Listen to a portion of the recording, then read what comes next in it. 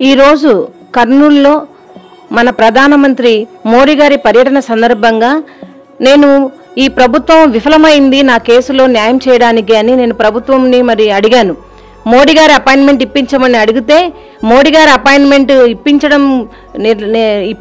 ఇప్పించకుండా పోవడంతో పాటు మమ్మల్ని ఇంట్లోంచి కూడా ఎక్కడికి ఎటు వెళ్లకుండా మమ్మల్ని హౌస్ అరెస్ట్ చేసిన ఈ ప్రభుత్వానికి ఘనత దక్కుతుందని అడుగుతా ఉన్నాను.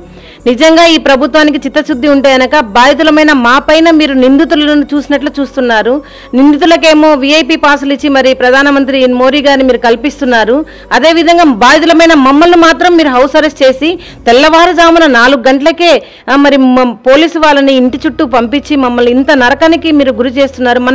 మమ్మల్ని మానసికంగా మరొకసారి మమ్మల్ని చంపేస్తుంది ఈ కూటమి ప్రభుత్వం అని తెలియజేస్తా ఉన్నాను. మీరే పవన్ కళ్యాణ్ గారు చెప్పారే కదా, డిప్యూటీ సీఎం అయిన ఫస్ట్ సంతకం సుగాలి ప్రీతి కేసు అన్నారు. 16 నెలలు అవుతుంది, ఇప్పటి వరకు మీరు ఒక సంతకం కాదు కదా, కనీసం సుగాలి ప్రీతి కేసు గురించి ఏమైనా పురోగతి చేశారా? నిజంగా పవన్ కళ్యాణ్ గారు మీరు గద్దె ఎక్కిన తర్వాత ఎలాంటి మాటలు మాట్లాడుతున్నారో ప్రజలందరూ గమనిస్తున్నారు. మాలాంటి బాధితులకు మీరు ఎంతగా సపోర్ట్ గా ఉన్నారు, ఏం మాటలు ఇచ్చి మాట మరుస్తున్నారు అందరూ చూస్తున్నారు. పవన్ కళ్యాణ్ గారు నిజంగా మా ఉసురుని మీ కుటుంబానికి ఖచ్చితంగా తగులుతుందని నేను చెప్తా ఉన్నాను.